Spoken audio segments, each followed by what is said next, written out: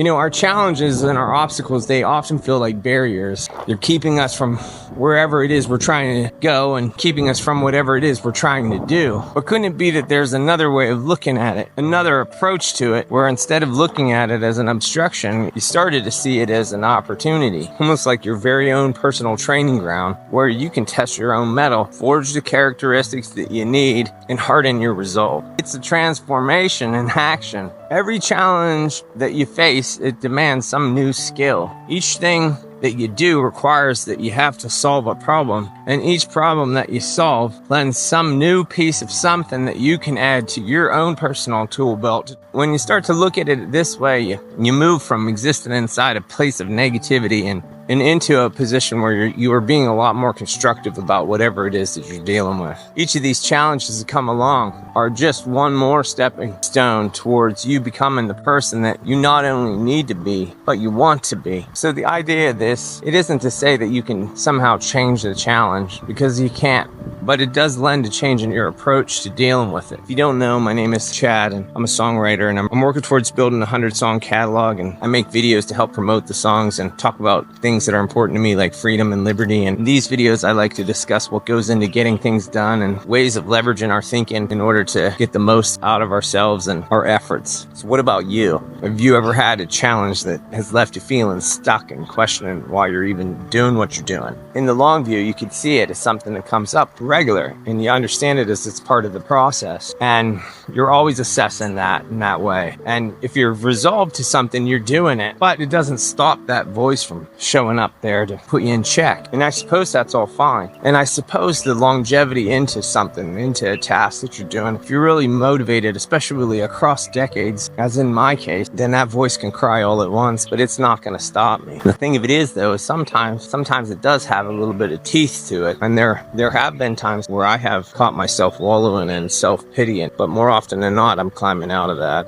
And it is that consistency of seeing myself climb out of it that's built a sort of a resilience about the process of working towards something. At this point now, it's just simple for me in terms of a base level. Since I was a kid, I've felt almost a compulsion to write songs, and I've always done it. Sat down at the piano when I was a kid, can't focus on the lesson. Instead, I'm in my imagination, figuring out my own song. Decades later, and nothing has changed. I'm still the exact same person that I was then, still with the exact same purpose and still with the exact same compulsion. And it's that compulsion that allows my resolve. And it's only been recently where I'm locked into this idea of building a catalog of 100 songs. In that way, it was the best way for me to figure out how to satisfy that compulsion. I'm sure you get it, because when it comes to music, it seems like the only measurement of validation is if you have some sort of pop commercial success. And that's sort of the scale that people have accepted inside their own imagination of this particular skill set. And meanwhile, you have a painter over here painting paintings, and nobody bothers that painter with questions of, so you think you're going to be famous? No, doesn't have anything to do with that. I have a compulsion to make songs just like the painter has a compulsion to paint. It's exactly the same. I get it. I know where I'm at in the timeline of things, but it doesn't change that artist compulsion for me. So I'm not setting an unrealistic goal for myself. I get what the realistic goals are. The realistic goal is I would like to meet my compulsion to write songs, and the best way that I've determined to measure that is with an arbitrary quantity of 100. And that 100 is significant. I realize there are people that are churning out thousands of songs. I get it, but we all have to live within our own capacity, and I think that choosing 100 while being a reasonable goal that I can work to and achieve, it's also substantial enough where I can feel a sense of gratification in that size of a collection of work. So that's the target. Now from there we zoom down into the arduousness of tasks and accumulation of skills that are needed to go into managing a project like this. And while I'm not concerned with the idea of having pop and commercial success, just like a painter makes a painting for people to see, I do want to do my best to build an audience for those songs, people that would be interested in the kind of music that I make. Building all of that is a gigantic undertaking, as anyone who deals with doing anything on the internet understands. So when you look at all of this from the top down, you can see a monstrous mountain of a challenge ahead, and then if you break it down into small parts, each part requires time and skills, which acquiring the skills and dedicating time for it in and of itself is an investment. But it's all of those challenges and all of those obstacles that make the doing doing so meaningful, and for me, in my experience, make the living purposeful. I can't imagine who I would be if I were decoupled of it. Sort of like playing a game, a board game, maybe. If you ever sat down for a few hours to play Monopoly with your friends or with your family, the entire time you're playing to win, you're playing along within the progression ladder of the game. You're bettering your position with each roll of the dice. And while at times the game is a little bit frustrating, total experience of it is probably a genuinely nice way of passing some time. That's the sort of logic that I'm applying to what I'm doing with my own project, how I'm trying to connect here in this discussion and discussions that I do on here regularly with other people trying to do things and lend to one another, hold each other to account as we all work to better position ourselves in our relative challenges. There's occasions where we might come into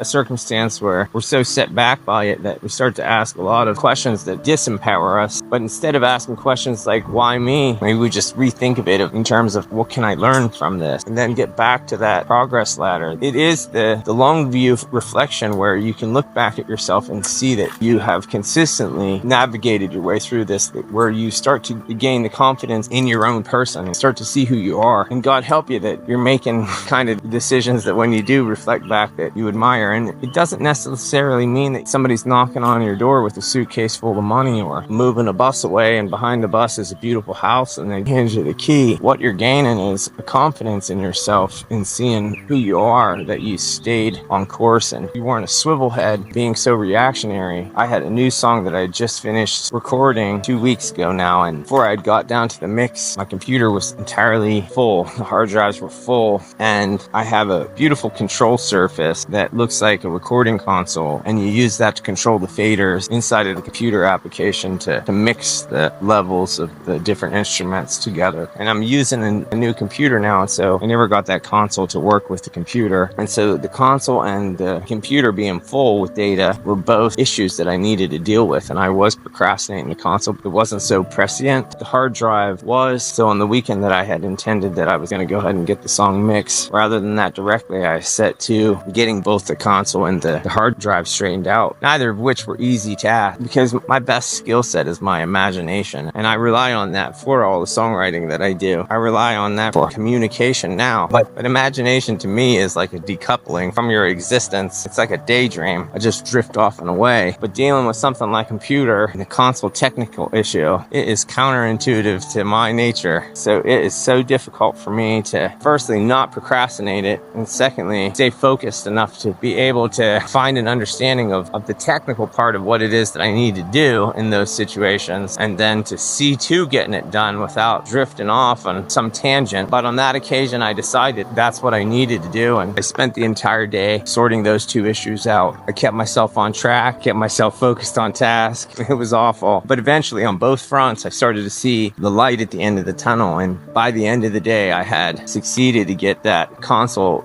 interfaced with the computer and talking with the software that I use on the computer for recording the songs, and had the computer hard drive all cleared out and my files organized in a more efficient way, and now finishing that song. And these past 2 weeks working with the songs that I have that I'm building in the queue now, I've been able to work without the computer wanting to shut down because it's overwhelmed, and I've been able to use the functions that the console has, which really lend to a much more creative process, which is why I have it. Now it's not sitting there like a paperweight. Now I'm making use of it. It makes the process more fun because it's more submersive. It's a tool of luxury, not of necessity, but it is such a nice luxury, that tool. But getting to the task of doing it and doing something that I didn't want to do, that I put off doing, that's the thing of it that I value even more than having the use of it back. The whole procrastination in the first place was only happening because I was intimidated with the challenge of having to solve all the technical problems that I don't extend a lot of time dealing with. I'm not practiced on those types of issues, so I'm not ready to run into those kind of fires. So many times you do something and you finish something and you think, well, that wasn't half as troublesome as I had expected, and then you look at yourself and say, I wish I'd done that sooner. Things like this. This is where I'm talking about that long view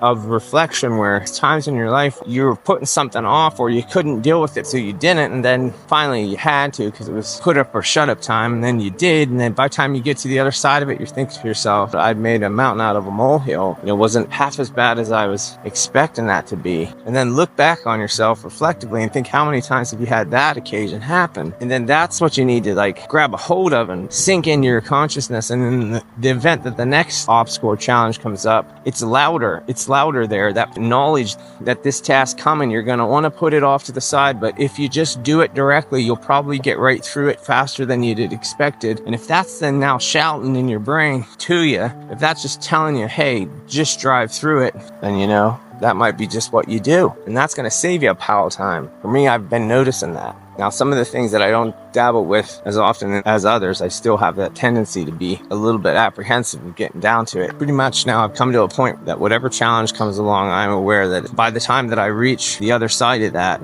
I'll be reflecting on it having not had been as daunting of a task as I was making it out to be. You do things and you pick up skills and you build yourself. And while you may have all of these various individual areas of knowledge and expertise, skills, coordinations, tasks that you're able to do, I have to say that the greatest one has to be just that, knowing in yourself that, you'll figure this out. It's not a big deal. It's going to make it work out. There's quite often times where you're forced to think out of the box and innovate and figure something else out, figure out another way of doing it, another way of solving the problem. And if you hadn't been confronted with a barrier, you wouldn't have had to find a way around it. And that path around it in and of itself may be a valuable thing. The next time you're doing a similar task, you may have yourself just headed right in that direction from the go because it provided you with a new way of doing something or a new outlook on how to do it. There's always this tendency to react in an emotive way, and don't be judgmental of yourself for that, but be smart enough to let yourself pass through it and then